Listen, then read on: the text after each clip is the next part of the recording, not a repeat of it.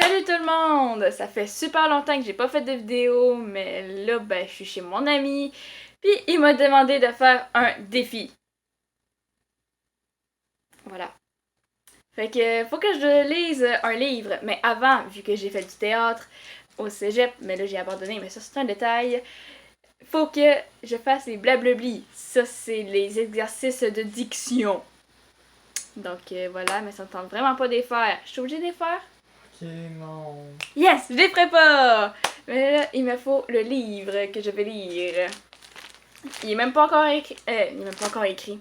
Non, moi je lis un livre qui est pas écrit, esti. Je vais lire Super Chaperon Rouge. Là, je filme avec mon téléphone, donc. Qu'est-ce qu'on parle de ça? Fait que ça se peut que la calligraphie. Pas la calligraphie pantoute, mais la. On voit ce que tu veux dire. La. La qualité de vidéo. C'est ça. La qualité de vidéo va être de la merde. Donc. Ah, mais putain, c'est long, hein. Ce livre appartient à. Alors, je vais commencer à lire Super Chaperon Rouge. Yeah. Il y a beaucoup de pages. C'est écrit par... non, excuse. Texte français d'Isabelle Montagnier. Non loin d'ici, près d'une petite forêt, vit une fillette nommée Carmen. Carmen Campagne. Non, excusez. Sa couleur préférée est le rouge. Comme mes cheveux. Elle adore les petits fruits rouges, ses bottes rouges et surtout la cape rouge que sa grand-maman lui a confectionnée. Quand Carmen met sa cape, elle devient Super Chaperon Rouge! Ah. Mon bébé! Par un bel après-midi ensoleillé, Carmen fait semblant d'être une super-héroïne. Soudain, sa maman l'appelle d'en bas. Carmen! Est-ce que c'est important, maman? Répond-elle. Bien sûr! On dirait que Super Chaperon Rouge a une mission importante, déclara Carmen.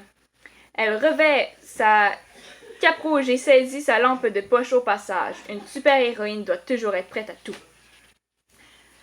Tu es restée à l'intérieur toute la journée, dit sa maman. Pourquoi n'irais-tu pas ramasser des framboises pour manger avec ta collection? Ta collation. Ta collection. Oh voilà. Cette mission ne semble pas très importante à Carmen, mais elle voit que sa maman ne rigole pas. Carmen embrasse sa maman et se met en route, vers les framboisiers, sa boîte à collation à la main. Les bois sont sombres et remplis de danger, se dit Carmen, mais Super Chaperon Rouge n'a peur de rien. Carmen marche d'un pas décidé. Soudain, oh non! Ses bottes rouges ont failli écraser un minuscule escargot au milieu du sentier. C'est un endroit dangereux pour toi, dit Petit Escargot, dit Carmen. Heureusement, Super Chaperon Rouge est là pour te sauver. Les dessins sont vraiment affreux. Sérieusement, là. Montre-les dans ce temps-là. On va savoir à quel point. Mais comme...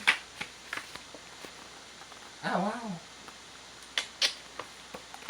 Bref. Elle prend délicatement le petit escargot et le dépose hors de danger. Et une bonne action, s'écrie-t-elle. Carmen se dirige vers la forêt en gambadant. Elle chante « Qui a peur de la forêt sombre, la forêt sombre, la forêt sombre, qui a peur de la forêt sombre, na na na na, c'est pas moi. » C'était beau, hein? C'est tellement beau. Quand elle arrive à l'orée de la forêt, elle s'arrête et regarde devant elle. Une fraîcheur émane du bois obscur et ombragé. Une super-héroïne doit marcher silencieusement comme un chat et toujours être à l'affût du danger, murmure Carmen. Elle entre dans la forêt en marchant sur la pointe des pieds. Excusez. Des bruits étranges résonnent dans la forêt. Heureusement que Carmen a apporté sa lampe de poche. Ouhou!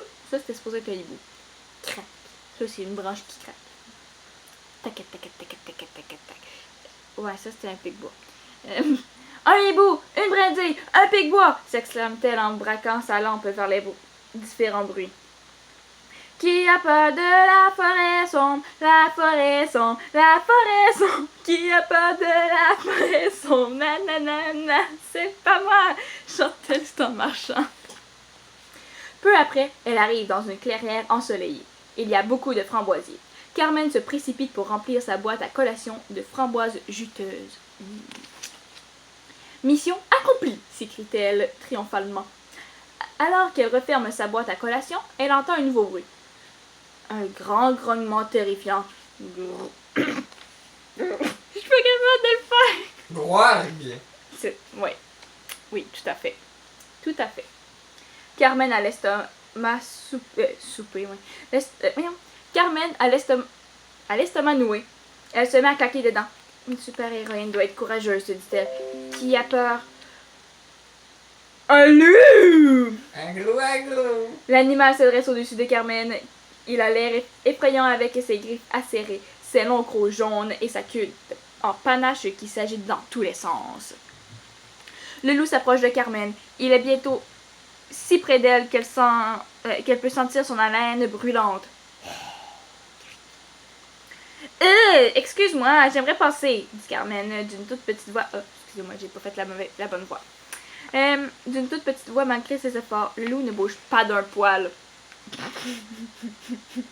Quel beau jeu de mots. Il sourit et demande d'une voix chevrotante. Où allais-tu toute seule dans cette grande forêt sombre? Carmen plisse les yeux et regarde la bête efflanquée. Pourquoi me demandes-tu ça? Oh, c'est par curiosité, je suppose. Mais tu pourrais peut-être me dire ce qu'il y a dans ta boîte. Oh. Avant qu'elle ait la chance de répondre, le loup bondit sur Carmen. Rapide comme un lièvre, super chaperon rouge, l'esquive et utilise ses super pouvoirs pour échapper au vilain loup. Elle escalade un chêne et se perche sur une branche juste hors de la portée du loup. Elle s'assoit et reprend son souffle. Pendant ce temps-là, le loup mécontent tourne autour du tronc de l'arbre.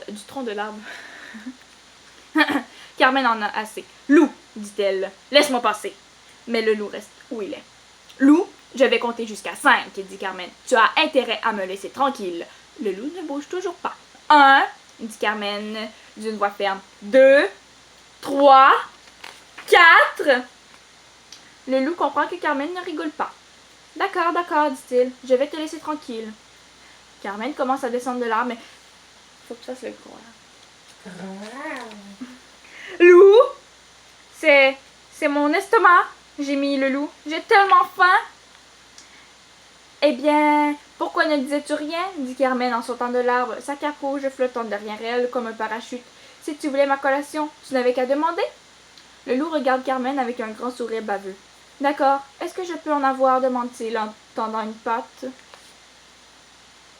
Carmen serre sa boîte à collation contre elle et dit « Pas si vite, loup.